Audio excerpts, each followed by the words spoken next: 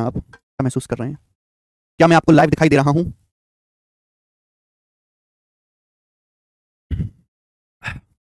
क्या मैं आपको लाइव दिखाई दे रहा हूं भाई? हाँ जी।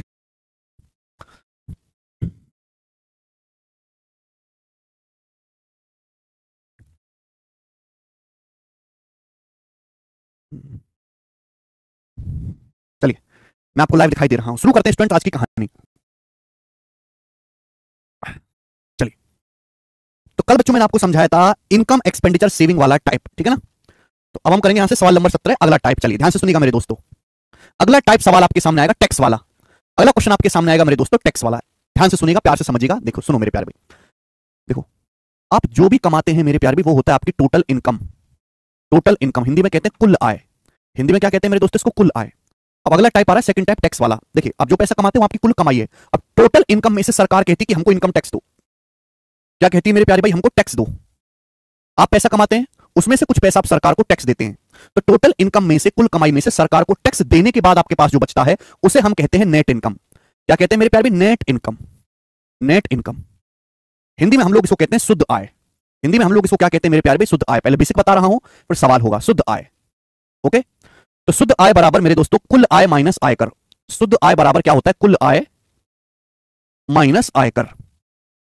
आयकर, ठीक है? नेट इनकम बराबर total income minus income tax. Clear है बच्चों? शुद्ध आय बराबर कुल आय माइनस आयकर। एग्जांपल से समझाता हूं मेरे दोस्तों, एग्जांपल से। सपोज आपकी एक महीने की टोटल इनकम 75,000 रुपए है। सपोज आपकी एक महीने की टोटल इनकम जो है वो 75,000 रुपीज है। सपोज मेरे दोस्तों आपकी जो कुल कमाई है वो 75,000 रुपए है, 75,000 रुपीज है। सरकार ये कहते हैं कि भाई बहुत पैसा कमा रहा, महीने का 75,000, चल चल 8,000 रुपए सरकारी खाते में जमा करा दे। 8,000 रुपए टैक्स दे दे तू। ये तेरे नहीं है, ये हम लोगों के, मंत्री लोगों के। सब कितना खर्चा मंत्री लोगों का पता है? चलो, ओके। तो भैया जैसे एग्जांपल के लिए आपकी कमाई है महीने की कुल 75,000 रुपए। सरकार कहती है 8,000 रुपए सरकारी खाते में डलवा दो, टैक्स लगेगा बेटा। तो 75,000 रुपए में से 8,000 रुपए आपने टैक्स दे दिया, तो आपके पास कितना पैसा बचा? तो 75 में से 8 घटाओ। अगर मैं 75 में से 8 घटाऊंगा तो कितना आ जाएगा मेरे दोस्तों? 67,000, 67,000 रुपए। तो मेरे प्यारे भाई मैं कह सकता हूं 67,000 रुपीज आपके पास बचेगा, 67,000 रुपए आपके पास बचेगा। आप बोलोगे हाँ जी सर, यही होता है नेट इनकम। यानी कि आपने बेशक एक महीने में 75,000 रुपए कमाया, लेकिन आप अपने ऊपर केवल 67,000 रुपीज ही खर्च कर पाओगे कि 8,000 रुपए मेरे दोस्तों सरकार ने आपसे टैक्स ले लिया। ये बात समझ में आ गई? तो टैक्स देने के बाद आप पैसा कमाते हो, उसमें से कुछ हिस्सा आप देश सेवा के लिए या नेताओं की मौज के लिए उनको दे देते हो। तो जो पैसा आपके पास बचता है उसे आप अपने ऊपर खर्च करोगे, उसे हम बोलते हैं नेट इनकम, यानी कि शुद्ध आय। मुझे लगता है मेरे सारे भाइयों को बहुत बेसिक सी बात समझ में आ गई होगी। अगर आप इतनी बेसिक सी बात को इतनी देर में नहीं समझ पा रहे तो आप एक इनकम टैक्स इंस्पेक्टर बनने लायक हो ही नहीं। समझ में आया? यही बेसिक है सिद्धार्थ। आपने सुना है CA, chartered accountant? Chartered accountant ने इतनी मोटी मोटी किताब पढ़ते हैं, इतनी मोटी मोटी किताब, इतनी मोटी मोटी, जिसमें टैक्स की सारी जानकारी होती है। और चार्टर्ड अकाउंटेंट इतनी बेहतरीन अंग्रेजी और इतनी तेज अंग्रेजी बोलते हैं, और इतने पढ़े लिखे, इतनी महंगी गाड़ी से उतरते हैं, वो जो होते हैं, वो तुम्हारे सामने आएगा और वो इतनी भाड़ा भाड़ा अंग्रेजी बोलेगा और सारी बातें जो टर्मिनोलॉजी समझाएगा, आप तो हिल जाओगे। आप ऐसे हो, आप तो ऐसे आदमी की नेट इनकम समझने कोई तुमको आधा घंटा चाहिए। कैसे तुम ऐसे लोगों से बात करोगे? है भाई? अगर आप अपने आप को इतना कमजोर और इतना बेकार, इतना बेगैरत समझे हुए हो कि आप एक इतनी सी बात को समझने के लिए आप 10 मिनट का समय ले रहे हैं, तो इतने हाई लेवल के जो चार्टर्ड अकाउंटेंट है उनसे कैसे तुम जो है उनके सामने टिक पाओगे? तो तुम्हारा बेवकूफ बना के चले जाएंगे। फिर क्या फायदा तुम्हारा इनकम टैक्स इंस्पेक्टर बनाने का?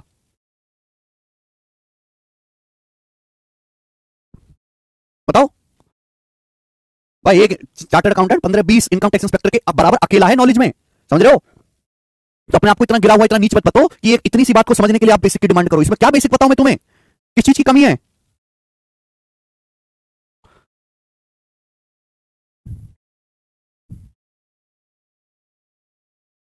चलो ठीक है ना? तो एग्जांपल से मैंने आपको समझाया कि 75,000 रुपए में से, एग्जांपल के लिए, जो आप टोटल पैसा कमाते हैं 75,000, उसमें से 8,000 रुपए सरकार को टैक्स देते हैं, तो आपकी जो कुल कमाई है मेरे प्यारे भाई वो 67,000, जो आपके पास कुल पैसा बचता है वो 67,000 रुपए बचता है। ये है आपकी नेट इनकम, या हिंदी में हम लोग बोलते हैं इसे शुद्ध आय। क्लियर है? ओके। अब बच्चों मैं आपसे पूछूं कि बताइए रेट ऑफ इनकम टैक्स क्या है, आयकर की दर क्या है? अगर मैं आपसे यहां पर यह पूछूं कि सरकार आपसे कितने प्रतिशत टैक्स ले रही है, या आप अपनी इनकम का कितना परसेंट गवर्नमेंट को टैक्स दे रहे हो, तो कैसे निकालोगे रेट ऑफ इनकम टैक्स? कैसे निकालोगे? जल्दी से जवाब दीजिएगा। तो देखो, रेट ऑफ इनकम टैक्स निकालने का क्या तरीका है कि आप एक महीने में टोटल कितना पैसा कमा रहे हो? 75,000। तो आपकी टोटल कमाई नीचे क्या लिखेंगे? टोटल कमाई। आपकी टोटल कमाई कितनी है? 75,000 रुपीज। आपकी टोटल कमाई कितनी बटो? 75,000 रुपए। 75,000 रुपए नीचे क्या लिखेंगे? Total income. 75,000 रुपए में से आप ऊपर लिखेंगे सरकार को टैक्स कितना दे रहे हो? 8,000 रुपए। टोटल कमाई एक महीने की 75,000 है। 75,000 में से आप 8,000 रुपए सरकार को टैक्स दे रहे हो, तो परसेंटेज में आप कितना टैक्स दे रहे हो? इंटू 100%। आप बोलोगे हाँ जी सर, ये 2 जीरो से 2 जीरो कटी जाना है, 25 चौका 100 मेरे दोस्तों, 25 या 75, तो आ जाएगा 32/3। आ जाएगा 32/3। 32/3 कितना होता है मेरे प्यारे भाई? आ जाएगा लगभग 32/3 करेंगे तो 10.66%, यानी कि आप सरकार को अप्रोक्स 10.66% टैक्स दे रहे हो। ये होती है रेट ऑफ इनकम टैक्स, आयकर की दर। ओके, यानी कि मेरे दोस्तों आप गवर्नमेंट को अपनी टोटल इनकम का 10.66% हिस्सा दे रहे हो, यानी कि गवर्नमेंट आपसे इतना टैक्स ले रही है। ये होती है आयकर की दर। आयकर की दर ऐसे निकालेंगे, समझ में आया? बस अगर आप सब परसेंटेज कब खत्म होगा भाई साहब? एक बात सुन लो, अगर आपको चीजों को जल्दी खत्म करना है ना, तो भैया जल्दी जल्दी समझने की आदत डालनी होगी। बस खोपड़ी तो तुम्हारी जानवरों जैसी कि एक नॉर्मल सी बात को समझने के लिए भी 15 मिनट चाहिए, तो तुम जल्दी नहीं कर सकते। जल्दी करना है ना तो इतनी हैसियत पैदा करो अपने अंदर कि 15 मिनट में समझ के 1 मिनट में बात समझो। बताओ एक कंसेप्ट को 13 मिनट बीत गए, कंसेप्ट नहीं समझ पा रहे, उनमें भी बेसिक चाहिए। नहीं हो सकता बेटा, तुम्हारे लिए तो 5 साल भी कम है। दिमाग रखा है 2 कौड़ी का है और नाक रखे फॉर्च्यूनर जैसी। यह बात आई समझ में? ठीक, चलिए रेट ऑफ इनकम टैक्स। अब यहां से एक और छोटी सी बात समझिएगा मेरे दोस्तों, एक और छोटी सी बात। सपोज मेरे प्यार भी, सपोज जो है आपकी टोटल इनकम नहीं चेंज होती। आप पहले भी 75,000 रुपए कमाते थे, आज भी 75,000 रुपए कमाते हो। आप पहले भी 75,000 रुपीज कमाते थे, आज भी 75,000 रुपए कमाते हो, यानी कि आपकी इनकम में कोई बदलाव नहीं हुआ। पहले जितनी कमाई थी आज भी आपकी उतनी कमाई है। पहले भी 75,000 रुपए कमाते थे, आज भी आप 75,000 रुपए कमाते हो। पहले जितना पैसा कमाते थे आप आज भी उतना ही पैसा कमाते हो। आपकी कमाई में कोई फर्क नहीं आया, टोटल कमाई सेम है। सरकार बोली बेटे तेरी कमाई तेल लेने टैक्स लेंगे हम ज्यादा है, नई गवर्नमेंट बन गई। पहले सरकार ये एग्जांपल लिया था मैंने आपको समझाने के लिए। पहले सरकार आपसे 8,000 रुपए टैक्स मांग रही थी, अब वही सरकार कहती कि भैया तुझे 10,000 रुपए इनकम टैक्स देना पड़ेगा, अब आपको 10,000 रुपए टैक्स देना पड़ेगा। क्लियर है? आप बोलोगे हाँ जी सर बिल्कुल सही, 10,000 रुपए टैक्स देना पड़ेगा। तो आप मुझे बताओ, पहले सरकार आपसे 8,000 रुपए टैक्स ले रही थी, अब वही गवर्नमेंट कह रही है कि 10,000 रुपए टैक्स देना पड़ेगा तुमको, यानी कि सरकार ने इनकम टैक्स 2,000 रुपए बढ़ा दिया। सरकार ने इनकम टैक्स जो है 2,000 रुपए क्या कर दिया? बढ़ा दिया। तो आप एक बात बताओ, आपकी कमाई तो नहीं बदली, कमाई तो आपकी उतनी है जितनी कमाई पहले थी 75,000 रुपए, आज भी उतनी कमाई है 75,000 रुपए, बस सरकार ने टैक्स बढ़ा दिया। तो अब आपकी पॉकेट में कितना पैसा बचेगा? आपकी नेट इनकम क्या होगी? 75,000 में से 10,000 घटाऊंगा 65,000, 75,000 में से 10,000 घटाऊंगा तो कितना आएगा? 65,000 रुपए, यानी कि अब आपके पास केवल 65,000 रुपए बचेगा। 75,000 कमाया था आपने मेरे दोस्तों, लेकिन 10,000 रुपए सरकार को टैक्स दे दिया, तो आपके पास बचा कितना? 65,000 रुपए। आप बोलोगे हाँ जी सर बिल्कुल सही, यानी कि आपकी पहले थी नेट इनकम 67,000, अब नेट इनकम 65,000 है। तो यानी कि मेरे दोस्तों पहले आपके पास 67,000 रुपए नेट इनकम बच रही थी, अब 65,000 रुपए बच रहे हैं, यानी कि आपकी नेट इनकम 2,000 रुपए कम हो गई। आपकी जो शुद्ध आय है, जो नेट इनकम है, वो 2,000 रुपए कम होगी। बोलो बात समझ में आ गई कि नहीं आई समझ में? आप बोलोगे हाँ जी सर समझ में आई। तो कंसेप्ट ये बनता है कि अगर आपकी टोटल इनकम सेम है, अगर टोटल इनकम सेम है, कुल इनकम अगर आपकी सेम है, तो आप जितना टैक्स बढ़ाओगे, सरकार जितना टैक्स बढ़ाएगी, आपकी नेट इनकम उतनी ही कम हो जाएगी। ये टैक्स बनता है, ये कंसेप्ट बनता है। समझ में आ गया? कंसेप्ट ये है कि अगर आपकी इनकम फिक्स है, भाई रोटी तो फिक्स है, रोटी तो फिक्स है, अगर रोटी में से आप कुत्ते को ज्यादा टुकड़ा दे दोगे तो आपके पास खाने के लिए कम बचेगा कि नहीं बचेगा? ठीक है, समझ में आया? आपकी इनकम फिक्स है, आपकी इनकम उतनी जितना पहले था आज भी उतना ही है, लेकिन सरकार ने टैक्स 2,000 रुपए बढ़ा दिया, सरकार ने टैक्स बढ़ा दिया, तो आपकी नेट इनकम उतनी ही कम हो जाएगी। अगर आपकी इनकम फिक्स है तो सरकार जितना टैक्स बढ़ाएगी नेट इनकम उतनी ही कम हो जाएगी, यानी कि टैक्स में परिवर्तन और नेट इनकम में परिवर्तन सेम होगा। मुझे लगता है कंसेप्ट आपको समझ में आया है। अब मेरे प्यारे भाई हम इस पर बेस सवाल करेंगे। सवाल नंबर 17 करो बेटे, क्या उत्तर है? ये कंसेप्ट है, ठीक है। 3-4 सवाल मैं आपको इस पर करवाऊंगा, बताएं। बोला जब इनकम टैक्स 1 रुपए में 8 पैसे है तो एक आदमी की नेट इनकम 3,09,580 रुपए है। यदि इनकम टैक्स 12 पैसे तक बढ़ा दिया जाता है तो उसकी नेट इनकम क्या होगी? बहुत बढ़िया सवाल है, बहुत प्यारा सवाल है। देखो मेरे दोस्तों, ये बात आपको क्लियर है कि जो नेट इनकम होती है वो कैसे निकाली जाती है? नेट इनकम कैसे निकालते हैं मेरे दोस्तों? नेट इनकम बड़ी सिंपल सी बात है कि हम टोटल इनकम में से टैक्स घटा देते, आ जाती है नेट इनकम। मैं कंसेप्ट पढ़ा चुका हूं, बोला है जब इनकम टैक्स इज 8 पैसा इन रुपी, व्हेन इनकम टैक्स इज 8 पैसा इन रुपी। आप मुझे बताओ इस बात का क्या मतलब है? इस बात का क्या मतलब है ये बताओ।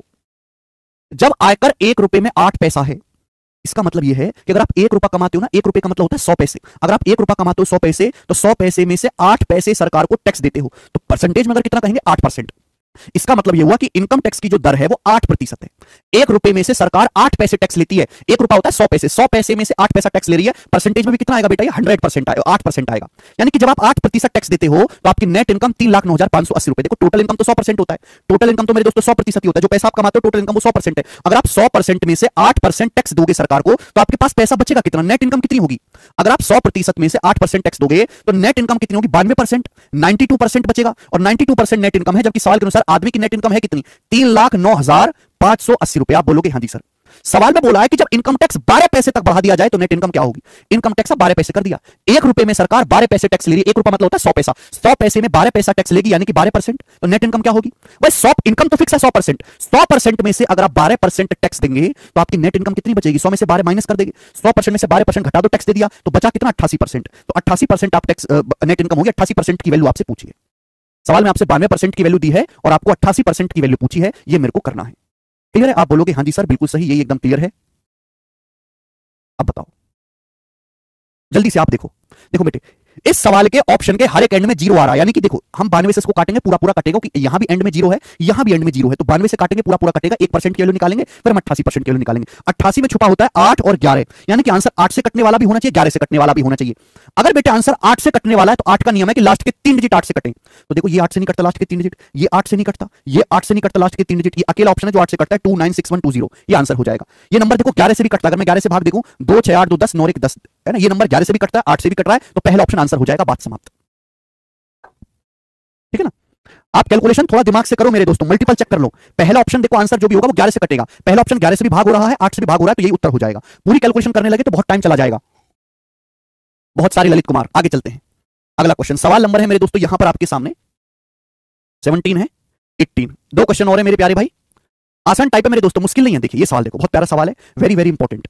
शायद ही ऐसा कोई सरकारी एग्जाम हो जिसमें सवाल ना आया हो, चाहे आप रेलवे का पेपर दें, पुलिस का पेपर दें, दरोगा का पेपर दें, सब एग्जाम में सवाल आया है। मैं आपको इस सवाल को दोनों तरीके से करवाऊंगा, बेसिक से भी, और मेरे दोस्तों फिर मैं इसका एक शॉर्टकट भी बना दूंगा। ये सवाल बार बार आता है पेपर में, बस डाटा बदल दिया जाता है। पहली लाइन बोला है, यदि इनकम टैक्स में 19% की वृद्धि हुई है तो नेट इनकम 1% कम होगी, इनकम टैक्स की दर क्या है? बहुत बढ़िया। सवाल के अनुसार बोला गया है यदि इनकम टैक्स 19% बढ़ाया जाता है तो नेट इनकम 1% कम हो जाती है, इनकम टैक्स की दर क्या है? शॉर्ट में लिखो, मैंने आपको पढ़ाया है, मैंने आपको बताया है कि अगर हम टोटल इनकम में से टैक्स घटा देंगे, कुल कमाई में से टैक्स देने के बाद क्या बचता है? नेट इनकम बचता है, शुद्ध आय, इसका कलाई बोलते हैं इसे, नेट इनकम। सवाल बोला है यदि इनकम टैक्स 19% बढ़ाया जाता है तो शुद्ध आय या नेट इनकम 1% कम हो जाती है। अभी 5 मिनट पहले मैंने कंसेप्ट पढ़ाया कि भाई टैक्स को जितना बढ़ाओगे आदमी की नेट इनकम उतनी ही कम हो जाएगी। हमने टैक्स को 19% बढ़ाया, ठीक है। जो भी आप टैक्स पे कर रहे थे मेरे प्यारे भाई, ध्यान सुनिएगा, यहां पे लिख लेता हूं, जो भी आप टैक्स दे रहे हो आपने टैक्स का अमाउंट 19% बढ़ा दिया। बेटा आयकर की दर नहीं बढ़ाई है, इनकम टैक्स 19% बढ़ाया है, आपने टैक्स को कितना बढ़ा दिया? 19% बढ़ा दिया। टैक्स कितना बढ़ा दिया? 19%। तो उससे आदमी की नेट इनकम कितनी कम होगी? 1% कम होगी। नेट इनकम कितनी कम होगी? 1%। अभी मैंने समझाया, बस इस सवाल में टोटल इनकम के बारे में तो कुछ नहीं कहा गया, यानी कि आदमी की टोटल इनकम सेम है, कमाई जितनी पहले थी आज भी उतनी है, बस सरकार ने 19% टैक्स लेना ज्यादा शुरू कर दिया, तो आपकी जो नेट इनकम है वो 1% कम हो जाएगी, बराबर होना चाहिए। जितना टैक्स बढ़ाओगे आदमी की नेट इनकम उतनी कम हो जाएगी, बराबर होना चाहिए। आप बोलोगे आंसर, ये धरा जाएगा। तो यहां से इनकम पे लगने वाले टैक्स और आदमी की नेट इनकम का रेशियो कितना आ गया मेरे प्यारे भाई? ये परसेंटेज तो कटी जाना है, अभी परसेंटेज तो कटी जाना है, 19 उधर चला जाएगा, 1/19। आप बोलोगे हाँ जी सर बिल्कुल सही, 1/19, 1/19, यस सर नो, आप बोलोगे जी सर बिल्कुल सही। आपसे पूछा इनकम टैक्स की दर क्या है, रेट ऑफ इनकम टैक्स क्या है, यानी कि मेरे दोस्तों अगर आप सरकार को 1 रुपये टैक्स देते हो तो आपकी जो नेट इनकम है वो 19 रुपए है। अगर आप सरकार को 1 रुपया टैक्स देते हो तो 1 रुपया टैक्स देने के बाद आपके पॉकेट में 19 रुपए बचता है, तो आप मुझे बताओ कि आपकी टोटल इनकम कितनी होगी? आपकी टोटल इनकम आई मतलब टोटल इनकम कितनी होगी? एक बात का जवाब दो मुझे जल्दी से। अगर आप सरकार को 1 रुपये टैक्स देते हो, 1 रुपये, तो आपके पॉकेट में 19 रुपए बचता है, तो आपकी कुल कमाई कितनी होगी? 20 रुपए रही होगी। 20 रुपए, अरे घोचो 20 रुपए में से अगर आप 1 रुपये सरकार को टैक्स दोगे तभी तो 19 रुपए बचेगा। 20 रुपए में से 1 रुपये टैक्स दोगे तभी तो 19 रुपए बचेगा, यानी कि आपकी जो टोटल इनकम है वो 20 रुपए है। और 20 रुपए में से आप 20 रुपए आपकी कुल कमाई है, और 20 रुपए की कुल कमाई में से सरकार को टैक्स कितना दे रहे हो आप? 1 रुपए। 20 रुपए में से आप सरकार को 1 रुपए टैक्स दे रहे हो, परसेंटेज में कितना आएगा मेरे दोस्तों? परसेंटेज में आएगा इंटू 100%, तो ये कितना आ गया? 5%। तो इनकम टैक्स की जो दर है वो सी ऑप्शन है 5%। ये सवाल का बेसिक सॉल्यूशन है, ठीक है ना, इसका बेसिक सॉल्यूशन है मेरे दोस्तों, ये है basic, this is the basic. हर एक चीज आपके सामने लिखी हुई है यहां पर, ठीक है ना। चलो अब पेपर में ये नहीं करना, आपको पता जरूर होना चाहिए, वो इंपॉर्टेंट कंसेप्ट है। अगर आज आप एग्जाम पास भी करेंगे तो जब आपकी नौकरी लग जाएगी तो नौकरी लगने के बाद भी डिपार्टमेंट में पढ़ाया जाएगा आपको ये, ठीक है ना। अब अंडरस्टैंड नहीं कर सकते तो कुछ नहीं हो सकता बेटे तुम्हारा। अगर आप इस बात को नहीं समझ पा रहे तो तुम कुछ भी समझने लायक नहीं हो बेटा, कुछ और काम कर लो जिंदगी में। अब यहां पे शॉर्टकट, तो आप एक रट्टू तोड़ते हो बेटे, फिर आप रट लो शॉर्टकट। तो जब भी ये सवाल आएगा मेरे दोस्तों, बार बार सेम सवाल आएगा, बस यहां पे डाटा बदला हुआ होगा, बस ये डाटा चेंज होगा। आपसे क्या पूछा गया? आयकर की दर, रेट ऑफ इनकम टैक्स पूछा गया। बोला है जब इनकम टैक्स 19% बढ़ जाता है, आयकर 19% बढ़ जाता है, 19%, तो नेट इनकम 1% कम हो जाती है। क्या? नेट इनकम 1%, नेट इनकम 1% कम हो जाती है। ये एक रखना है ऊपर, और नीचे क्या करना है? नीचे इन दोनों को जोड़ देना, नीचे इन दोनों को जोड़ देना है। आप बोलोगे हाँ जी सर, ये डायरेक्ट शॉर्टकट है, ये आपके आयकर की दर है, ये डायरेक्ट शॉर्टकट है। आयकर की दर है 1/20 और 1/20 5% होता है, 1/20 5% होता है, बात खत्म, कुछ भी करने की जरूरत नहीं है, कुछ भी। एक और सवाल, एक और सवाल ऐसा ही, सवाल नंबर है आपके सामने यहां पर 19 करेंगे बेटे, इस सवाल का क्या आंसर है? करो।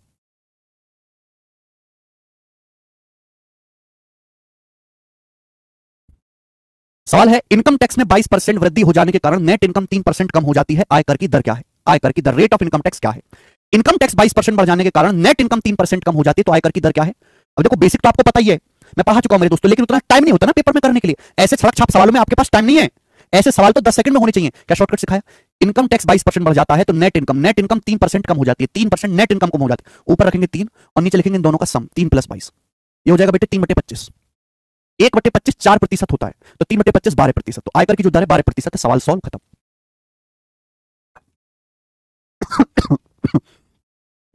मुझे लगता है कि आप इस टाइप को समझ पाए हैं, ठीक है ना। ये इसका शॉर्टकट है। ओके, देखो मेरे प्यारे भाई, ऐसे ही पढ़ाया जाता है और आपको इसी तरीके से समझना पड़ेगा। मैं जैसे क्लास शुरू हुई, मैंने आपके सामने बोला कि आज देखो नया टाइप शुरू करेंगे, सेकंड टाइप। सबसे पहले मैंने दोस्तों उसका बेसिक समझाया, ये कि नेट इनकम क्या होता है, इनकम टैक्स क्या होता है, नेट इनकम क्या होता है, हिंदी में क्या कहते हैं, ये कैसे निकाला जाता है, आयकर की दर क्या होती है, हर चीज को एग्जांपल से समझाया। हर एक चीज यहाँ पे बहुत डिटेल में लिखी हुई है। फिर मैंने आपको बहुत धीरे धीरे करके 3 सवाल उस पर करवा दिए, जो तीनों बेसिक सवाल थे। ठीक है ना। अब आप मुझे बताओ, इसके अलावा आपको और कौन सा बेसिक चाहिए?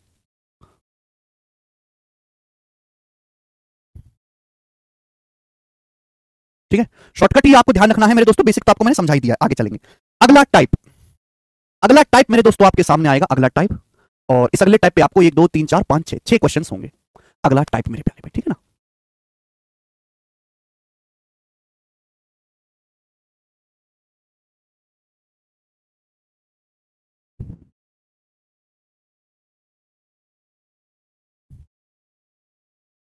चलिए शुरू करते हैं मेरे प्यारे भाई, अगला टाइप। देखो मैंने आपको ये पढ़ा दिया है, a गुणा b बराबर कांस्टेंट। दो संख्याओं का प्रोडक्ट अगर कांस्टेंट है तो एक संख्या जिस अनुपात में चेंज होगी दूसरी उसके उल्टे अनुपात में चेंज होगी। इसी पर बेस सवाल है, लेकिन ये थोड़े स्पेशल क्वेश्चन है, स्पेशल कंफ्यूजिंग लैंग्वेज वाले। देखो, fresh fruit contain 68% water, dry fruits contain 20% water.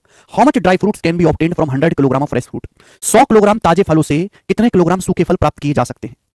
सवाल नंबर 20 है, एक ही क्वेश्चन में कराऊंगा। टाइप का नाम है dry fruit fresh fruit based सवाल, है ना। सूखे फल ताजे फल बेस्ड सवाल। सवाल को पढ़ो मेरे दोस्तों। जैसे ताजे जो फल होते हैं मेरे दोस्तों, मार्केट में आप अंगूर खरीद के लाओ ताजे ताजे, तो जो ताजे अंगूर होंगे उनमें पानी ज्यादा होगा, तो ताजे फलों में पानी की मात्रा ज्यादा होती है। तो सवाल में बोला कि ताजे फल जो हैं उनमें 68% पानी होता है, तो बाकी क्या चीज होती है बताइएगा? बाकी क्या चीज होती है? एग्जाम्पल के लिए आप मार्केट से अंगूर खरीद के लाओ, तो ताजे अंगूर खरीद के लाओ, तो ताजे फल में 68% पानी है, तो बाकी क्या चीज है फिर? पल्प। पल्प मतलब होता है छिलका, या वो गूदा वाला पार्ट, या फल का वो हिस्सा जो आप खाते हो मेरे प्यारे, फलों का सॉलिड हिस्सा। और सूखे फलों में 20% पानी होता है। अगर हम ताजे फलों को धूप में रख के सुखा दें तो जो सूखे मेवे बन जाएंगे, जो सूखे फल बन जाएंगे, उन सूखे फल में 20% मात्रा पानी की होती है। तो आपसे ये पूछा गया कि अगर हम 100 किलोग्राम ताजे फलों को सुखा दें तो कितने किलोग्राम हमें मेरे दोस्तों सूखे फल मिलेंगे? एक बात बताओ, फल में दो चीजें होती है, पानी और एक होता है पल्प, सॉलिड हिस्सा। पानी तो बेटा धूप में उड़ जाता है, लेकिन ये जो पल्प होता है ना, जैसे आम का जो पीला पीला हिस्सा होता है जिसे आप खाते हो मेरे प्यारे भाई, जो सॉलिड हिस्सा होता है वो कभी नहीं बदलता, वो कांस्टेंट होता है। पल्प की जो मात्रा होती है वो हमेशा कांस्टेंट रहेगी। यही इस सवाल के पीछे लॉजिक है। पहले लॉजिक समझो कि फल में दो चीज होती है बेटा, पानी होता है और पल्प होता है। पल्प मतलब वो सॉलिड हिस्सा जिसे आप खाते हो मेरे दोस्तों। पानी तो धूप में उड़ जाएगा, लेकिन पल्प जितना पहले था अब भी उतना ही रहेगा। अगर आप 100 किलोग्राम ताजे फल खरीद के लाओगे तो 100 किलोग्राम ताजे फलों में जितना पल्प था आज भी उतना ही पल्प रहेगा। तो हमें क्या करना है? हमें पल्प की मात्रा को बराबर कर देना है, दैट्स इट। हम क्या लाए? 100 किलोग्राम ताजे फल लाए। 100 किलोग्राम ताजे फल में 68% पानी है। कितना पानी है? 68%। आप बताओ, अगर 100 किलोग्राम ताजे फल में 68% पानी है तो पल्प कितना है? 100 में से 68% घटाओ, 100% में से 68% घटाऊंगा तो 32%। तो ताजे फलों में 32% पल्प होता है। 100 किलोग्राम ताजे फल है, 100 किलोग्राम में 32% पल्प, छिलका खाने लायक हिस्सा होगा। जब हम ताजे फलों को सुखा के सूखे फल बना देंगे, क्या बना देंगे? Dry fruits. आपसे पूछा है कि ड्राई फ्रूट्स कितने बनाए जा सकते हैं 100 किलोग्राम ताजे फलों से? भाई सूखे फलों में 20% पानी होता है। 100% में 20% पानी है, तो बाकी का 80% क्या है? पल्प। यानी कि ड्राई फ्रूट्स में 80% पल्प होता है। ये बराबर होना चाहिए, ये इक्वल होना चाहिए मेरे दोस्तों। यही लॉजिक है मेरे दोस्तों कि पल्प की मात्रा सेम होनी चाहिए। आप बोलोगे हाँ सर, तो बताओ यहां से जल्दी से जवाब दीजिएगा, कितना मेरे प्यारे भाई यहां से, एक सेकंड, कितना यहां से ड्राई फ्रूट्स प्राप्त किया जा सकता है? परसेंटेज तो कट ही जाएगा, ये हो जाएगा 3200। 3200 को 80 से काटेंगे तो 40 बार चला जाएगा, यानी कि 40 केजी। तो 40 केजी मेरे दोस्तों ड्राई फ्रूट्स निकाला जा सकता है 100 किलोग्राम ताजे फलों से, और यही सवाल का आंसर हो जाएगा, जो कि मेरा डी ऑप्शन है। बात खत्म। ओके, तो एक स्टेप में सॉल्व हो जाएगा। आपको केवल यहां पे कंसेप्ट पकड़ के रखना है बस। मुझे लगता है मेरे भाइयों को ये बात बहुत अच्छी तरीके से समझ में आई है। आगे चलते हैं नेक्स्ट सवाल की तरफ, नेक्स्ट कंसेप्ट की तरफ। ओके जी, सवाल नंबर है आपके सामने 21, ठीक है ना। मैं आपको 4 सवाल कराऊंगा, इस कंसेप्ट बताओ। सवाल क्या है? एक घोल में 16.5% नमक है, जिसमें से 18 लीटर पानी का वाष्पीकरण हो जाता है। 18 लीटर पानी भाप बन के उड़ जाता है। अब घोल में नमक की सांद्रता 20.9% है। तो आपसे पूछा है सॉल्यूशन विलियन की प्रारंभिक मात्रा कितनी थी? विलियन की प्रारंभिक मात्रा कितनी थी आपसे पूछा गया। बड़ा प्यारा सवाल है। पहले सवाल का कंसेप्ट समझो। देखो, आपके पास एक घोल है बेटा। ये जो घोल या सॉल्यूशन शब्द है, इसका क्या मतलब होता है? सॉल्यूशन का मतलब होता है एक सॉलिड प्लस लिक्विड। जैसे चीनी पानी मिला दिया, जैसे नमक पानी हमने मिला दिया मेरे दोस्तों, ठीक है ना। ये बात समझ पा रहे हो? क्लियर? इसको बोलते हैं सॉल्यूशन। तो हमारे पास नमक और पानी का घोल है, हमारे पास नमक प्लस पानी का घोल है, सॉल्ट प्लस वाटर का घोल है, ठीक है। नमक और पानी का कुछ घोल है, उसमें नमक कितना है? 16.5% नमक है। कितना नमक है बेटे? 16.5% नमक है। यानी कि बाकी क्या है? बाकी उसमें पानी की मात्रा है। तो हमारे पास नमक पानी का एक घोल है जिसमें 16.5% नमक है, बाकी उसमें पानी है। जब हम इस घोल को गैस पे रख के गर्म करते हैं तो 18 लीटर पानी भाप बन के उड़ जाता है, पानी का वाष्पीकरण हो जाता है। आप बताओ, नमक पानी का घोल है, गैस पे रख के हमने गर्म कर दिया तो पानी उड़ जाएगा भाप बन के। अब जो नमक बचेगा, नमक पानी का घोल बचेगा, वो गाढ़ा गाढ़ा बचेगा कि नहीं? गाढ़ा गाढ़ा बचेगा। बेटे पानी तो उड़ जाएगा भाप बनके, क्या नमक उड़ेगा? नहीं, नमक की मात्रा सेम रहेगी, नमक नहीं उड़ने वाला, नमक की मात्रा सेम रहेगी। यही सवाल का लॉजिक है। अगर आपके पास नमक पानी का घोल है, अगर आप गर्म करोगे तो पानी तो भाप बनके उड़ जाता है, नमक थोड़ा ना उड़ता है भाप बनके। नमक वहीं बर्तन में जमा रहेगा मेरे दोस्तों, बर्तन में ही रहेगा। क्लियर है? आप बोलो सॉल्यूशन इनटू प्रतिशत ऑफ सॉल्ट, इसी को हम कंसंट्रेशन भी बोलते हैं। परसेंटेज ऑफ सॉल्ट, सॉल्ट के परसेंटेज को हम कंसंट्रेशन या हिंदी में सांद्रता भी बोलते हैं। आपके पास एक नमक पानी का घोल है जिसमें 16.5% नमक है। हम इसमें मेरे दोस्तों गर्म करते हैं, 18 लीटर पानी भाप बनके उड़ जाता है। अब घोल में नमक, जाहिर सी बात है पानी बढ़ के अगर उड़ जाएगा भाप बनके तो गाढ़ा गाढ़ा सॉल्यूशन बचेगा, उसमें नमक की मात्रा ज्यादा होगी, पानी कम हो जाएगा। तो नमक की मात्रा कितनी है, नमक की सांद्रता कितनी है? 20.9%। तो आपसे पूछा है विलियन की प्रारंभिक मात्रा क्या है, सॉल्यूशन की इनिशियल क्वांटिटी क्या है। देखो नमक की मात्रा कैसे निकालते हैं, total solution into percentage of salt, total solution into percentage of salt, इसी को हम कंसंट्रेशन या सांद्रता भी बोलते हैं। आप कहोगे सर ये फॉर्मूला तो हमें पढ़ा ही नहीं है, तो हमें आता ही नहीं। अरे घोंचो ये चीज पढ़ाई नहीं जाती, आती है इंसान को, पढ़ाई तो मैंने 2 दूनी 4 भी नहीं, आता नहीं है तुम्हें है? ध्यान सुनिएगा, एग्जांपल से बता देता हूं। जैसे आपके पास टोटल 50 लीटर नमक पानी का घोल है, एग्जांपल के लिए जैसे आपके पास टोटल 50 लीटर नमक पानी का घोल है, 50 लीटर क्या है, नमक पानी का घोल है। आपसे कहा जाता है इस 50 लीटर नमक पानी के घोल में 24% सॉल्ट है। क्या है? 24% सॉल्ट है। मैं आपसे कहता हूं मेरे प्यारे भाई कि एग्जांपल ले रहा हूं मैं, सवाल का कोई लेना देना नहीं है यार, हर बात को एग्जांपल से बताता हूं मैं। जैसे आपके पास 50 लीटर घोल है, उस 50 लीटर घोल में 24% नमक है। नमक का प्रतिशत कितना? 24% है। हिंदी में बोलूं तो उसमें नमक का कंसंट्रेशन है, नमक की सांद्रता 24% है। तो कितना नमक होगा? नमक की मात्रा क्या होगी? 50 लीटर का 24% कितना होता है? 12। यानी कि नमक की जो मात्रा होगी बर्तन में वो 12 लीटर होगी। ये आएगा मेरे दोस्तों, समझ में आया?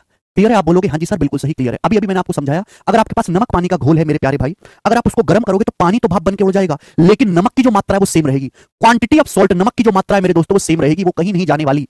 और बेटे मैंने आपको पढ़ाया है प्रतिशत की, पिछली सीट में मैंने आपको पढ़ा दिया कि अगर दो संख्याओं का प्रोडक्ट कांस्टेंट है, दो संख्याओं का प्रोडक्ट सेम है, तो एक संख्या जिस अनुपात में चेंज होगी दूसरे उसके उल्टे अनुपात में चेंज होगी। पहले बर्तन में नमक की जो सांद्रता थी, नमक का जो कंसंट्रेशन था पहले बर्तन में 16.5% था।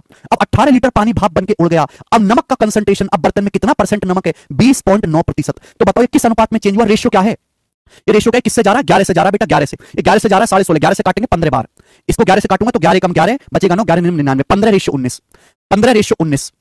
11 से काटूंगा 15 बार जाएगा, 19 बार जाएगा, तो ये रिवर्स रेशियो होगा। सॉल्यूशन किस अनुपात में चेंज हुआ होगा? उल्टे अनुपात में, 19/15। जो टोटल सॉल्यूशन है वो किस अनुपात में चेंज हुआ होगा? रिवर्स रेशियो में, 19/15। आप बोलोगे हाँ जी सर बिल्कुल सही। यानी कि अगर पहले टोटल सॉल्यूशन 19 था तब 19 से 15 हो गया मेरे दोस्तों। टोटल सॉल्यूशन 19 से 15 हो गया तो कितना कम हो गया मेरे दोस्तों? 4 यूनिट कम हो गया। आप बोलोगे ये सर 4 यूनिट कम क्यों हो गया? कि 18 लीटर पानी भाप बन के उड़ गया। जो नमक पानी का घोल था उसमें टोटल 18 लीटर पानी भाप बन के उड़ गया, लेकिन 4 यूनिट की वैल्यू ही सवाल में 18 लीटर दे रखी है। कितने गुना है भाई? कितने गुना है? 4 का 18 कितने गुना होता है? 4.5 गुना। 18/4 4.5 गुना है। आप बोलोगे हाँ जी सर। बोला है सॉल्यूशन या विलियन की प्रारंभिक मात्रा क्या है? घोल की प्रारंभिक मात्रा। तो घोल की प्रारंभिक मात्रा है 19 यूनिट, 19 की वैल्यू भी 4.5 गुना होगी। अब 19 का 4.5 गुना कितना आएगा? 19 चौक 76 प्लस 19 का आधा 9.5, 76 में 9.5 जोड़ेंगे तो 85 लीटर। तो घोल की जो प्रारंभिक मात्रा है वो 85 लीटर है, 85.5 लीटर है। और यही सवाल का आंसर है, ए ऑप्शन। समझ पाए सब लोग?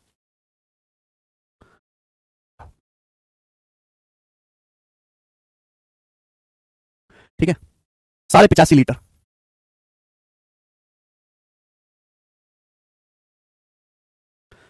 बेहतरीन सवाल था मेरे दोस्तों, ठीक है ना? चलिए और करवाता हूं मैं आपको इस पर सवाल।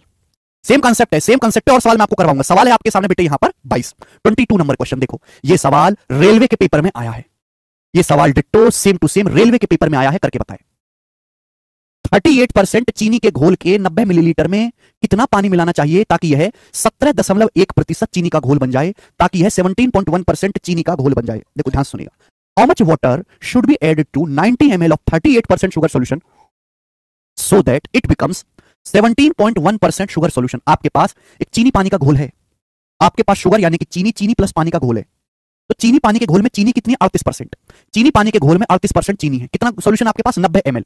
चीनी पानी का 90 मिलीलीटर आपके पास सॉल्यूशन है, घोल है। चीनी पानी का 90 मिलीलीटर घोल है, ठीक है ना? आपके पास चीनी पानी का एक घोल है, 90 मिलीलीटर घोल है, उसमें 38% चीनी है।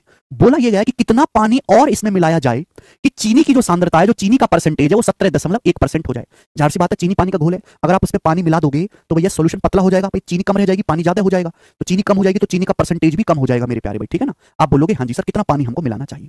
सिंपल सी बात है, अगर चीनी पानी का घोल है, आप उसमें पानी मिला रहे हो तो चीनी तो नहीं मिलाई, चीनी की क्वांटिटी तो सेम है, शुगर तो आपने नहीं ऐड करी, शुगर की क्वांटिटी तो सेम है। आप बोलोगे हाँ जी सर मेरे प्यारे भाई। आप बताओ शुगर की मात्रा तो सेम रहेगी भाई, जितना शुगर पहले था आज भी उतना ही शुगर है, आपने केवल पानी मिलाया है। तो शुगर की मात्रा कैसे निकाली जाती है? शुगर की मात्रा होती है टोटल सॉल्यूशन, टोटल घोल into percentage of sugar, total घोल इनटू परसेंटेज ऑफ शुगर। भाई टोटल सॉल्यूशन में जितना परसेंटेज शुगर होगा उससे मल्टीप्लाई करके आप शुगर की मात्रा निकाल सकते हो, ठीक है ना? शुगर सेम रहेगा, चीनी पानी का घोल है, आपने उसमें पानी मिलाया, चीनी नहीं मिलाई, तो जितना चीनी पहले था आज भी चीनी की मात्रा उतनी है। परसेंटेज बदल जाएगा चीनी का, लेकिन चीनी की क्वांटिटी सेम उतनी ही रहेगी। पहले था 90 मिलीलीटर सॉल्यूशन है, उसमें चीनी कितनी है 38%, 38% चीनी है। बोला कितना पानी मिलाना चाहिए जिससे चीनी का जो कंसंट्रेशन है, चीनी का जो परसेंटेज है वो 17.1% हो जाए। देखो मैं पढ़ा चुका हूं, दो संख्याओं का प्रोडक्ट कांस्टेंट है, एक संख्या जिस रेशियो में चेंज होगी दूसरे उसके उल्टे अनुपात में चेंज होगी। बताओ ये रेशियो कितना है? पहले 38 था, 17.1 हो गया। बताओ ये रेशियो कितना है, किससे जा रहा है? दशमलव हटाओगे तो जीरो आएगा, 19 से। 19 से जा रहा है, 19 दूनी 38, 19 निम्न 171, 20:9। ये 20:9 है। तो सॉल्यूशन की क्वांटिटी उल्टी होगी, रिवर्स। केशव देखना क्लास को क्या हो गया?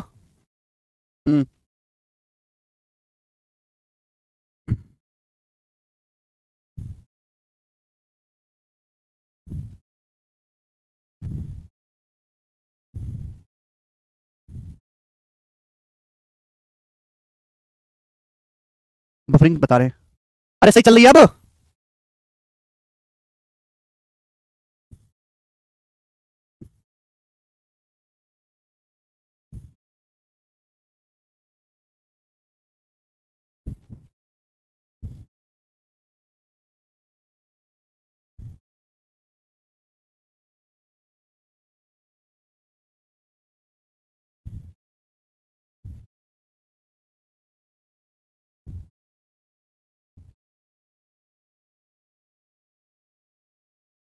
अरे ठीक है बेटे, क्या अब ठीक दिखाई दे रहा है आपको?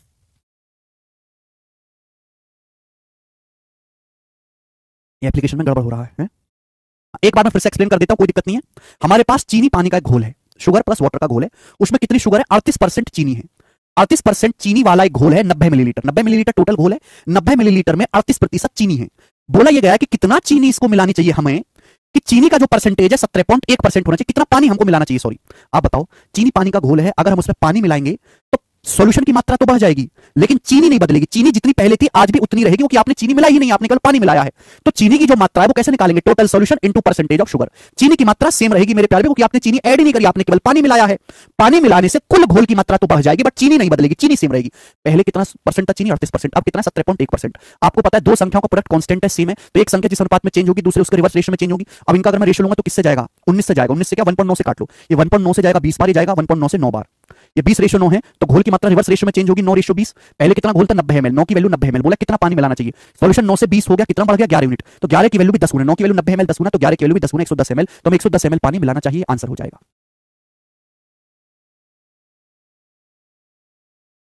मुझे लगता है सभी बच्चों को समझ में आया है। आगे चलेंगे बेटे। सवाल नंबर है स्टूडेंट आपके सामने यहां पर अगला, इसी कंसेप्ट पर बेस्ड सवाल। सवाल नंबर है 23, बताएं। सवाल नंबर 23 बनाओ, कौन करेगा जी इस क्वेश्चन को?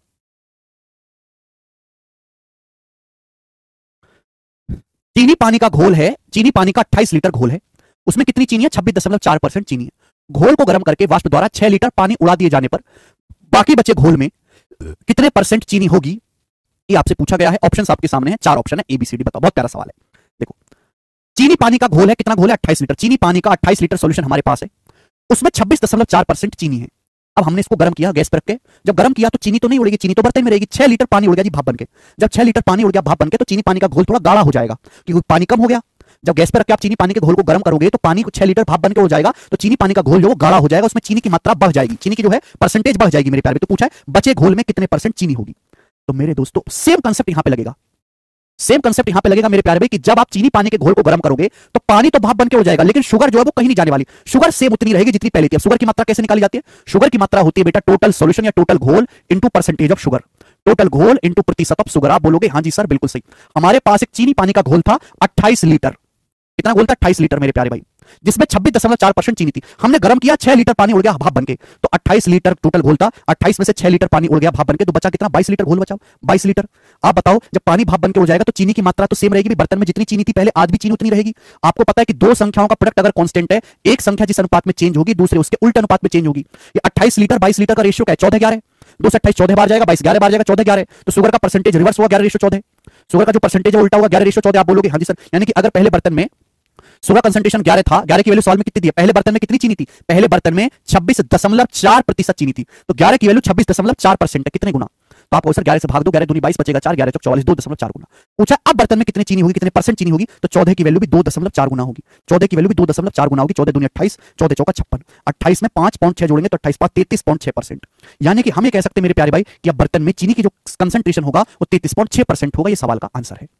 33.3 नहीं आएगा बेटा, 33.6% आएगा।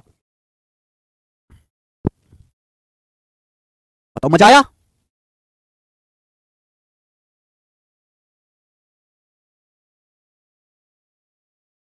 बढ़िया सवाल है मेरे दोस्तों, ये आसान आसान से क्वेश्चन है, इजी तरीके से होंगे भी सभी, ठीक है ना। अगला सवाल लेंगे हम इस पर। सवाल नंबर है बच्चे, दूसरी सीट कहां से आ गई? एक सवाल और आपके सामने करो। सवाल नंबर 24, आप मुझे करके बताओ मेरे प्यारे भाई, आप मुझे करके बताओ इस सवाल का। ये सवाल आरआरबी एनटीपीसी 29 दिसंबर 2020 के पेपर में आया था, जल्दी से करके बताओ। मैं नहीं बताने वाला बिल्कुल भी, जल्दी से करेंगे बच्चों इस सवाल को सॉल्व।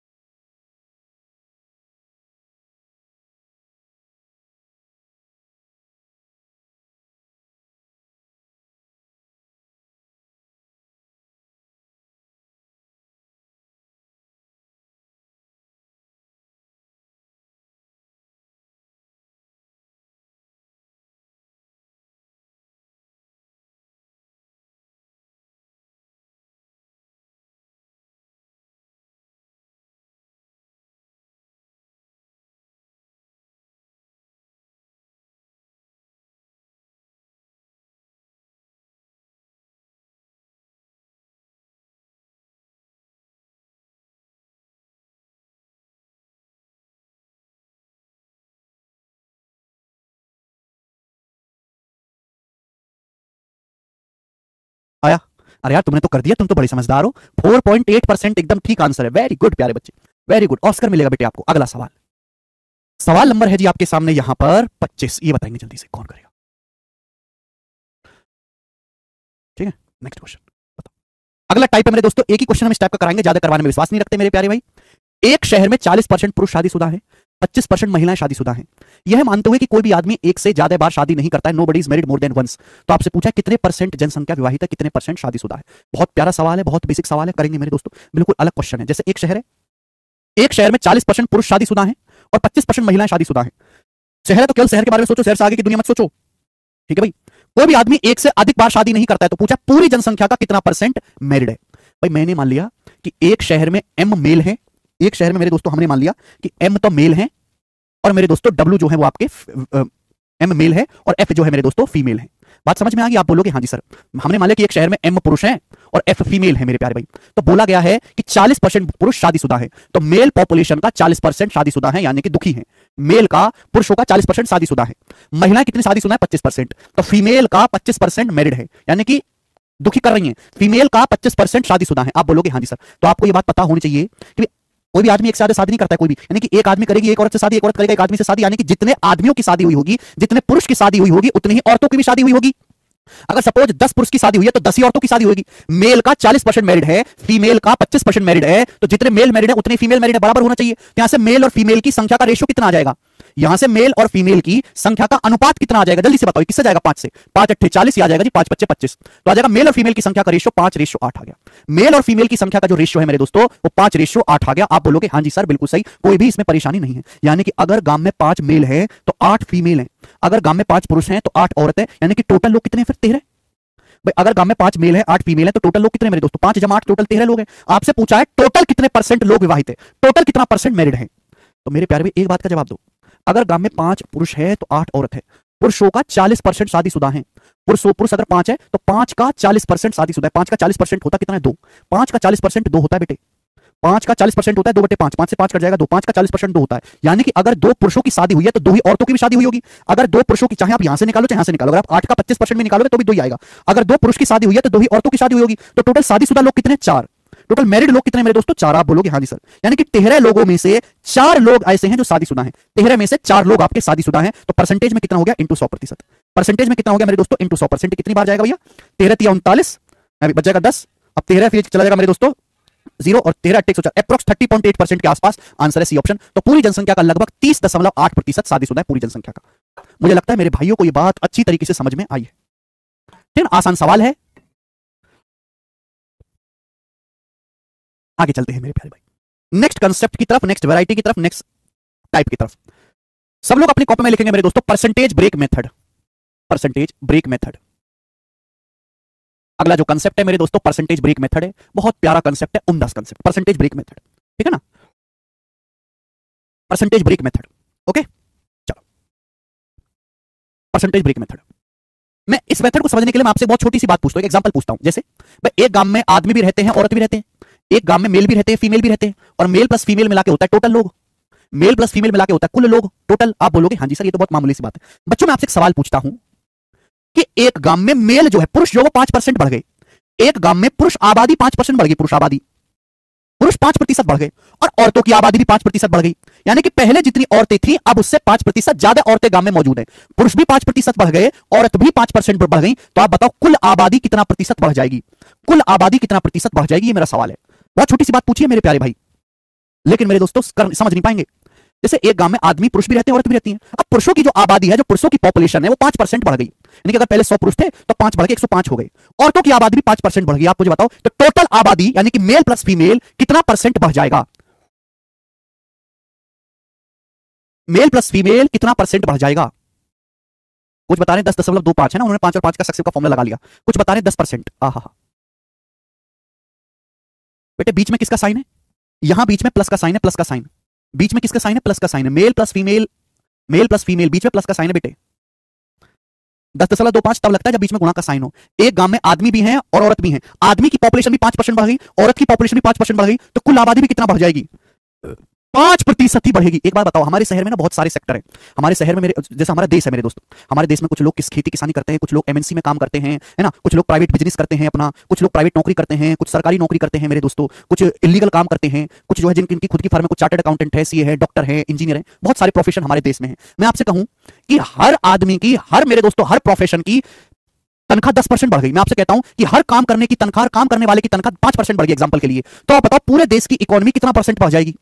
आपको नहीं लगता कि अगर हर काम करने वाले की तनख्वाह 5% बढ़ जाए तो हमारे पूरे देश की अर्थव्यवस्था भी 5% ही बढ़ेगी? बीच में प्लस का साइन है। आपको सुनना चाहिए कि मेल प्लस फीमेल पहले ये थे, मेल 5% बढ़ गए। अगर 5% बढ़ गए मेरे प्यारे मेल 5% बढ़ गए, फीमेल कितना बढ़ गए? 5% बढ़ गए। तो मेरे दोस्तों टोटल कितना बढ़ा? टोटल कितना बढ़ा? जब मैं 5% कॉमन लूंगा तो मेल प्लस फीमेल का 5% ही तो बढ़ा, मेल प्लस फीमेल का 5% ही बढ़ा। तो आपको समझ नहीं आ रहा कि बेटे अगर गांव में आदमी भी है, औरत भी, आदमी भी 5% बढ़ा दो, औरत भी 5% बढ़ा दो, बीच में प्लस है, बीच में क्या प्लस, तो कुल आबादी भी 5% ही बढ़ जाएगी। कुल आबादी भी 5% ही बढ़ेगी। समझ में आया? इक्वल की जरूरत ही नहीं है बजरंग दल, इक्वल की जरूरत ही नहीं है। ठीक है, आपके परिवार में मम्मी है, पापा है, भाई है, बहन है, हर आदमी का प्रमोशन हो जाए, हर आदमी की तनख्वाह 20% बढ़ जाए, हर आदमी की तनख्वाह, सबकी तनख्वाह अलग अलग है, सबकी तनख्वाह अलग अलग है आपके परिवार में, हर आदमी की तनख्वाह 20% बढ़ जाए, तो पड़ोसी से जाकर क्या कहोगे? आज हमारी पूरी फैमिली का 20% प्रमोशन हो गया। पूरी फैमिली का, पूरी फैमिली मतलब मम्मी पापा प्लस भाई प्लस बहन, प्लस आएगा हमेशा बीच में। ठीक है ना? ओके, तो आप कहोगे हमारी पूरी फैमिली का 20% प्रमोशन हो गया। ठीक है, तो बहुत छोटा सा कंसेप्ट है, मुझे लगता है सभी को समझ में आया होगा। ओके, अब इस पर बेस्ड सवाल है मेरे दोस्तों, ये कि बेसिक कंसेप्ट, इसके अलावा और कोई बेसिक नहीं है। जैसे आपके सामने मेरे प्यारे भाई ये सवाल है, मुझे इस सवाल को करके बताएं। बहुत बेहतरीन तरीके से मैं आपको क्वेश्चन समझाऊंगा, मजा आएगा आपको सवाल करके। सवाल में कहा गया कि एक गांव की जनसंख्या 9800 है। सवाल यह है कि एक गांव की जनसंख्या 9800 थी, यानी कि एक गांव में मेल भी हैं और फीमेल भी हैं। तो मेल प्लस फीमेल मिला के एक गांव की जनसंख्या कितनी है? 9800। काफी बड़ा गांव है, 9800 एक गांव की जनसंख्या है। बोला एक साल में पुरुषों की आबादी 8% बढ़ी और महिलाओं की आबादी 5% बढ़ी और गांव की जनसंख्या बढ़ के 10,458 हो गई। एक गांव में पुरुषों की आबादी 8% बढ़ी, ध्यान से सुनिएगा, एक गांव में पुरुषों की आबादी 8% बढ़ी, औरतों की जो जनसंख्या, महिलाओं की जो जनसंख्या है वो 5% बढ़ी। आदमी कितने बढ़े? 8%, औरत कितनी बढ़ी? 5%। और गांव की जो जनसंख्या है मेरे दोस्तों वो पहले 9800 थी, अब 9800 से बढ़ के 10,458 हो गई। यानी कि पूरे गांव की जनसंख्या कितनी बढ़ गई? अगर पहले 9800 थी तो 98 से 10,458 होगी, तो पूरे गांव की जनसंख्या बढ़ गई मेरे प्यारे। भी घटा देंगे, अगर मैं 10,458 में से 9800 घटाऊं 658, तो पूरे गांव की जो जनसंख्या है 658 बढ़ गई। 10,458 है, अब पहले 9800 थी, घटा देंगे तो 658, पूरे गांव की जनसंख्या बढ़ गई। तो पूछा है बताओ शुरुआत में यानी कि स्टार्टिंग में पहले गांव में पुरुषों की संख्या कितनी थी? बताइए गांव में पहले पुरुष कितने थे, ये आपसे पूछा गया है। समझ में आया? तो देखो ये टाइप, ये सवाल का टाइप रहता है कि गांव में मेल प्लस फीमेल 9800 है, मेल 8% बढ़ गए, फीमेल 5% बढ़ गई, पूरी जनसंख्या 10,458 होगी बढ़ के, तो बताओ गांव में पहले पुरुष कितने थे? स्टार्टिंग में पूछा है। देखो बेटे बीच में किसका साइन है? प्लस का साइन है। ये जो कंसेप्ट मैं आपको समझाने वाला हूं या ट्रिक बोलने तभी लगेगा जब बीच में प्लस का साइन हो। अब एक बात सुनो, बहुत लॉजिक है, मजा आएगा आपको करने में। आदमी बढ़े 8%, औरत बढ़ी 5%। ठीक है, आदमी बढ़े 8%, औरत बढ़ी 5%। क्या 8% को ब्रेक करके मैं ऐसे नहीं लिख सकता 5% प्लस 3%? क्या 8% को ब्रेक करके मैं ऐसे नहीं लिख सकता 5% प्लस 3%? इसलिए इस कंसेप्ट का नाम परसेंटेज ब्रेक मेथड है कि 8% को ब्रेक करके ऐसे नहीं लिख सकता मैं 5% प्लस 3%, यानी कि आपको सेम बनाना है, 5 5 दोनों जगह सेम बनाना है। अब आप सोचो भाई, मेल पॉपुलेशन भी 5% बढ़ी, फीमेल पॉपुलेशन भी 5% बढ़ी, तो ओवरऑल भी 5% बढ़नी चाहिए। बताओ, अगर मेल पॉपुलेशन आदमी 5% बढ़े हैं, औरत भी 5% बढ़ी है, इसको भूल जाओ, आदमी 5% बढ़े हैं, औरत भी 5% बढ़ी है, तो कुल आबादी भी 5% ही बढ़नी चाहिए। बीच में प्लस है, आदमी 5% बढ़े, औरत 5% बढ़ी, तो कुल आबादी भी 5% बढ़नी चाहिए। आबादी है कितनी पहले? 9800, तो आबादी भी 9800 का 5% ही बढ़नी चाहिए। अब 9800 का 5% क्या होता है? 9800 का 5% होता है जी 490, 450 और 40, 490, यानी कि आबादी भी 490 बढ़नी चाहिए। भाई आदमी 5% बढ़े, औरत 5% बढ़ी, तो कुल आबादी भी 9800 का 5%, 9800 का 5%, 9800 का 1/20 होता है 490, कुल आबादी भी 490 ही बढ़नी चाहिए। लेकिन सवाल के अनुसार आबादी बढ़ी कितनी है? 658 बढ़ी है। तो बताओ कितनी आबादी एक्स्ट्रा बढ़ी है? 8, 15 में से 9 गया 6, 5 में से 4 गया 1 एक्स्ट्रा, यानी कि 168 लोग, 168 पॉपुलेशन एक्स्ट्रा बढ़ी है। तो आप मुझे बताइए एक्स्ट्रा कहां से आया? कहां से एक्स्ट्रा आया? तो आप कहोगे सर आपने शायद ध्यान नहीं दिया कि जो हमारे मेल है वो 5% नहीं बढ़े सर, मेल 8% बढ़े सर, मेल आबादी 3% एक्स्ट्रा बढ़ी है। अभी भाई अगर मेल 5% बढ़े, फीमेल 5% बढ़े, तो टोटल भी 9800 का 5% बढ़ना चाहिए 490, जबकि आबादी बढ़ी है 658। एक्चुअल में तो कितनी एक्स्ट्रा बढ़ी आबादी? 168 एक्स्ट्रा। ये एक्स्ट्रा कहां से आया? तो आप कहोगे सर जो ये पुरुष है ना, ये पुरुष 3% एक्स्ट्रा बढ़े इसकी वजह से। सर पुरुष लोग 3% एक्स्ट्रा बढ़े हैं, इसी की वजह से 168 पॉपुलेशन एक्स्ट्रा बढ़ी है, यानी कि मेल पॉपुलेशन का 3% ही 168 है, मेल पॉपुलेशन का 3% ही 168 है। तो मेल पॉपुलेशन का 1% कितना है?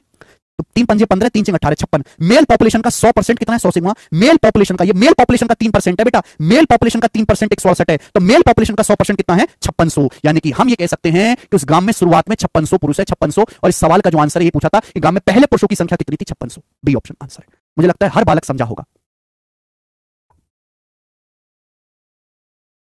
बताओ मजा आया? देखो मेरे प्यारे भाई, कंसेप्ट तो केवल इतना सा था, बेसिक तो केवल यही था समझाने के लिए। अब आगे का प्रोसेस तो आप सवाल से ही समझोगे।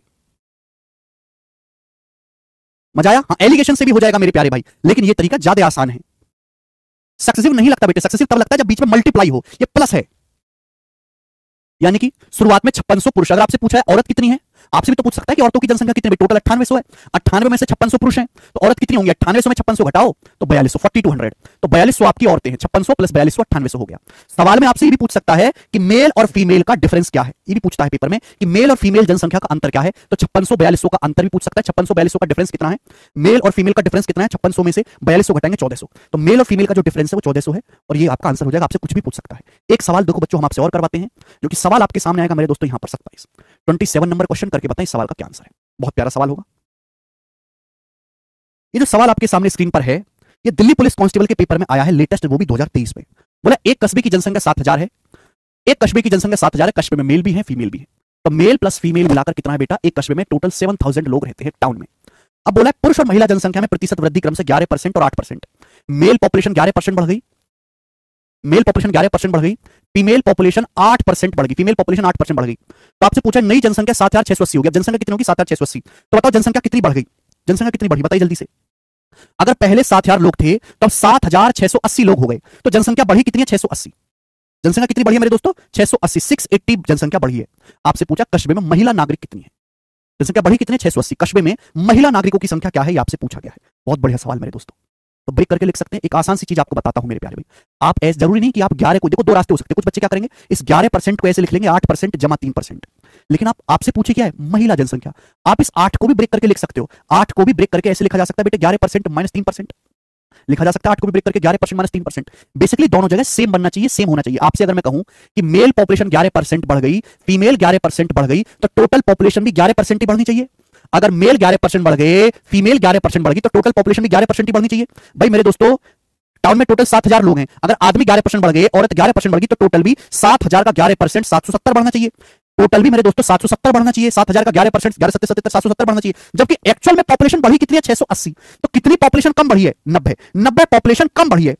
पॉपुलेशन बढ़नी चाहिए मेरे दोस्तों 770, जबकि एक्चुअल में पॉपुलेशन बढ़ी कितनी है 680। तो कितनी पॉपुलेशन कम बढ़ी है? 90 पॉपुलेशन कम बढ़ी है। आप बताइए कम पॉपुलेशन क्यों बढ़ी है? व्हाई दिस कम बढ़ी? तो आप कहोगे सर ये जो औरतें हैं, ये औरत जो हैं वो सर 11 नहीं बढ़ी, वो तो केवल 8% ही बढ़ी है। सर औरतें 3% कम बढ़ी हैं। सर औरतें 3% कम बढ़ी हैं। आप बोलोगे हाँ जी सर बिल्कुल सही, औरतें 3% कम बढ़ी हैं। तो औरतों की संख्या का 3% ही 90 है। औरतों की संख्या का 3% ही 90 के बराबर है। तो औरतों की संख्या का 1% कितना है? 30, 3 से भाग दे दो। औरतों की संख्या का 100% कितना है? 100 से गुणा कर दो, 3000। यानी कि कस्बे में महिला नागरिकों की जो संख्या है वो 3000 है। तो आंसर डी ऑप्शन है। समझ में आई?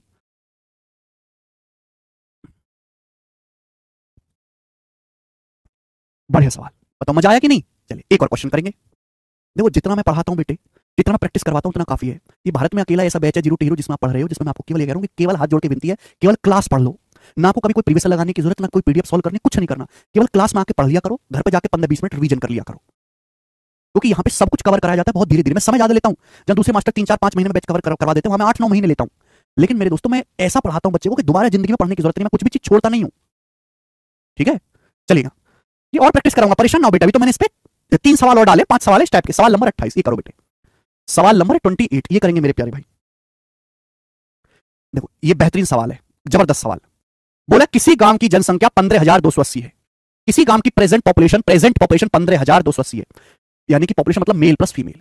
एक गांव की जो पॉपुलेशन है मेरे दोस्तों, मेल प्लस फीमेल मिलाकर एक गांव की जो पॉपुलेशन है वो 15,280 है। एक गांव की हुआ क्या है? हुआ ये है कि पुरुषों की संख्या 25% बढ़ी, महिलाओं की संख्या 15% बढ़ी, तो जनसंख्या 18,428 हो जाएगी। बोला गांव में पुरुषों और महिलाओं की प्रेजेंट पॉपुलेशन के बीच का अंतर ज्ञात करें। सवाल में बोला गया कि गांव में मेल और फीमेल पॉपुलेशन के बीच का डिफरेंस ज्ञात करें। मेल और फीमेल के बीच का डिफरेंस ज्ञात करें, सवाल में आपसे पूछा गया है। तो देखो ये इस सवाल की तरह हो जाएगा। ये जो मैंने आपको सवाल बताया कि मेल पॉपुलेशन निकाल लो, फीमेल निकाल लो, दोनों का डिफरेंस ले लो, आंसर आ जाएगा।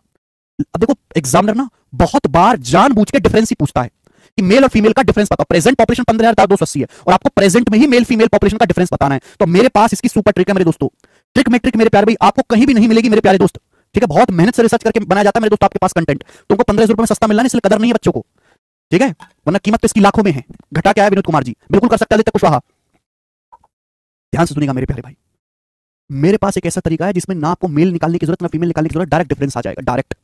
बहुत बेहतरीन तरीका मेरे प्यारे, गजब का मेरे दोस्तों, मजा आ जाएगा। थोड़ा सा दिमाग लगाना होगा, दिमाग लगा के सोचना, सभी लोग दिमाग लगा के सोचना। एक बात बताओ, एक गांव की प्रेजेंट पॉपुलेशन 15,280 है, मेल बढ़े 25%, पुरुष जनसंख्या 25% बढ़ी, फीमेल पॉपुलेशन बढ़ी 15%, फीमेल जनसंख्या 15% बढ़ी, और कुल जनसंख्या 18,428 होगी। कुल जनसंख्या 18,428 हो जाएगी। तो बताओ कुल जनसंख्या कितनी बढ़ी है? अगर जनसंख्या 15,280 से, अगर जनसंख्या 15,280 से 18,428 हो गई तो जनसंख्या बढ़ी कितनी? घटाओ तो आपका जवाब होगा सर ये आएगा 8। 12 में से 8 गया 4, ये बचेगा 3, 3 में से 2 गया 1 और 18 में से 15 गया 3। तो जनसंख्या बढ़ी कितने? 3,148। जनसंख्या बढ़ी कितनी? 3,148। आप बोलोगे हाँ सर भाई मेल 25% बढ़े, फीमेल 15% बढ़े, कुल जनसंख्या कितनी बढ़ी है? 3,148। पहले 15,280 थे, 18,428 हो गए, मैंने जब घटाया तो 3,148। आपसे पूछा डिफरेंस, मैं डिफरेंस की बात कर रहा हूं मेरे दोस्तों, डिफरेंस आपसे पूछा गया है। अब सुनो मेरे प्यारे भाई, देखो बेटे 25 और 15 का निकाल लो एवरेज। 25 और 15 के बीचों बीच कौन सा नंबर आता है? एवरेज। 25 और 15 के बीचों बीच कौन सा नंबर आता है? इनका एवरेज 20। 25-15 का एवरेज क्या होता है? 40 बटा 2 20। मेरे प्यारे भाई 20 होता है। अगर मैं मेल पॉपुलेशन में 20% बढ़ाऊं, अगर मैं मेल पॉपुलेशन में 20% बढ़ाऊं और फीमेल पॉपुलेशन में 20% बढ़ाऊं, तो आप मुझे बताओ कि टोटल पॉपुलेशन कितनी बढ़ जाएगी? एक बार बताओ, अगर मैं मेल भी 20% बढ़ाऊं, फीमेल भी 20% बढ़ाऊं, तो कुल आबादी भी 20% ही बढ़ जाएगी। अगर मैं आदमी में 20% बढ़ा दूं, औरत में 20% बढ़ा दूं, तो कुल आबादी भी 15,280 है, 15,280 का 20% बढ़ जाएगी। 15,280 का 20% कितना होता है? 2 जीरो से 2 जीरो कट जाएगा, 3,056। 3,056। आप बोलोगे हाँ जी सर बिल्कुल सही, एक भी पैसे की परेशानी नहीं है। अगर मैं मेल भी 20% बढ़ाऊं, एवरेज लेना 25 और 15 का लेना, एवरेज होता है 20, मेल भी 20% बढ़ाऊं, फीमेल भी 20% बढ़ाऊं, तो कुल आबादी 15,280 है, 15,280 का 20% बढ़ जाएगी 3,056। आप बोलोगे आंसर आपको निकालना मेल फीमेल का डिफरेंस घटा दो। आप इसमें से घटा दो मेरे दोस्तों। देखो 25 में से 20 घटाओगे कितना आएगा? 5%। अगर 25 में से 20 घटाओगे तो मेल पॉपुलेशन का 5% आएगा। 25 में से 20 घटाओगे कितना आएगा? मेल पॉपुलेशन का 5%। अगर आप 15 में से 20 घटाओगे, घटाना मेरे दोस्तों, 25 में से 20 घटाओगे कितना आएगा? 5% मेल पॉपुलेशन का। अगर आप 15 में से 20 घटाओगे तो माइनस का 5 आएगा, फीमेल पॉपुलेशन का 5% आएगा। बताइएगा, अगर आप 15 में से 20 घटाओगे, 15 में -20 -5, फीमेल पॉपुलेशन का -5 आएगा। आप बोलोगे हाँ सर। और आप इसमें से इसको घटाओगे मेरे दोस्तों, कितना आएगा? जल्दी से घटाओ, कितना आएगा? 2, 14 में से 5 गया मेरे दोस्तों 9 और ये 92। क्लियर है? आप बोलोगे हाँ सर बिल्कुल सही, एकदम क्लियर है। देखो 5% यहां भी है, 5% यहां भी है, 5% कॉमन आ गया। मेल पॉपुलेशन का 5% माइनस फीमेल का 5%, 5 यहां भी है, 5 यहां भी है, 5 कॉमन आ गया। मैं यहां से 5 कॉमन ले सकता हूं। आप बोलोगे सर 5 आप कॉमन ले लीजिए, यानी कि मेल और फीमेल के डिफरेंस का 5% ही 92 है। मेल और फीमेल के डिफरेंस का 5% ही 92 है। मेल फीमेल के डिफरेंस का 5% ही 92 है। 5% कितना होता है? 1/20। मेल फीमेल के डिफरेंस का 1/20 ही 92 है। 92 तो मेल फीमेल के डिफरेंस का 100% कितना है, या मेल फीमेल का डिफरेंस कितना है, 5% मतलब होता है 1/20, 20 उधर चला जाएगा। मेल फीमेल का डिफरेंस कितना है, 92 गुणा 20 यानी कि 1840, 2 दूनी 4 2 18 1840। ये सवाल का आंसर है। ये मेल फीमेल का डिफरेंस है। दुनिया में कहीं भी चला जाओ, इससे शॉर्ट तरीका, इससे आसान तरीका पूरी दुनिया में उपलब्ध नहीं है। मैंने आपको बेशक समझाने के लिए टाइम लिया है, लेकिन एक्चुअल में अगर आपके ऊपर प्रैक्टिस बैठ जाए ना, तो करने में इसको 15 सेकंड ही लगेंगे, 15 सेकंड। विष्णु कुशवाहा कह रहे हैं सर एक बार बता दिए 20% क्यों लिया? 20% ही एक ऐसी वैल्यू है, 20% ही ऐसी वैल्यू है जब मैं इनका डिफरेंस लूंगा तो सीधा मेरे दोस्तों मेल फीमेल का डिफरेंस आएगा, इसलिए लिया है।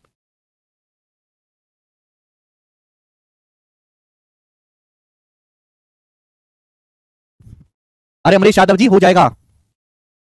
मजा आया है ना? प्यारा सवाल। देखो ये मैंने आपको समझ, इतना तो करना पड़ेगा ना बेटे। सवाल में डाटा देखो कितना बड़ा बड़ा है, मेहनत करना पड़ेगा इतना तो।